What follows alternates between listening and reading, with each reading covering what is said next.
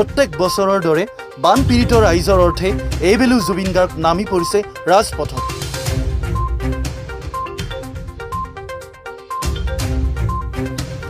আজি 23 জুলাই গুৱাহাটীৰ চানমাৰী AI ফিল্ডৰ পৰা যাত্ৰা আৰম্ভ কৰিছে জুবিন গাৰ্গ। জুবিন গাৰ্গৰ নেতৃত্বত কলাগুৰু আৰ্টিষ্ট ফাণ্ড, শিল্পী সমাজ, জুবিন গাৰ্গ ফেন ক্লাবৰ তৰফৰ পৰা বান সাহায্য সংগ্ৰহ কৰাৰ প্ৰচেষ্টা লৈছে জুবিন গাৰ্গ আৰু শিল্পী সমাজে। জুবিন গাৰ্গে এনেদৰে কয় যে প্ৰত্যেক বছৰে গুৱাহাটীবাসীয়ে যথেষ্ট সহযোগিতা কৰি আছে আৰু এইবেলো আমি যথেষ্ট সঁহাৰি পাইছোঁ আৰু পাম। এনেদৰে আমি সকলোৱে একেলগে আগবাঢ়ি যাব লাগিব আৰু আশা কৰোঁ কেন্দ্ৰীয় চৰকাৰেও বিষয়টো গুৰুত্ব দিব। বানপানীক যাতে কেন্দ্ৰীয় চৰকাৰে ৰাষ্ট্ৰীয় সমস্যা হিচাপে ঘোষণা কৰে তাৰ বাবে অসম চৰকাৰক কেন্দ্ৰীয় চৰকাৰক প্ৰবল হেঁচা প্ৰয়োগ কৰিবলৈ আহ্বান জনাইছে জুবিন গাৰ্গে।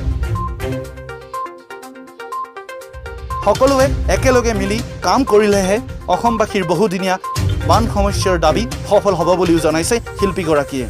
উল্লেখযোগ্য যে আজি জুবিন গাৰ্গ, গৰিমা শইকীয়া গাৰ্গৰ লগতে অসমৰ কেইবাগৰাকী জনপ্ৰিয় শিল্পী দিগন্ত ভাৰতী, দীক্ষু, অজয় ফুকন, আচুৰ্য, শতাব্দী বৰা, সুৰেখা চেত্ৰীকে ধৰি বহুতো শিল্পী কলাকুশলী জুবিন গাৰ্গৰ লগত উপস্থিত আছিল। ভিডিঅ' জাৰ্নেলিষ্ট ফাৰজৰ সৈতে গুৱাহাটীৰ পৰা দিন, দ্য আছাম এক্সপ্ৰেছ।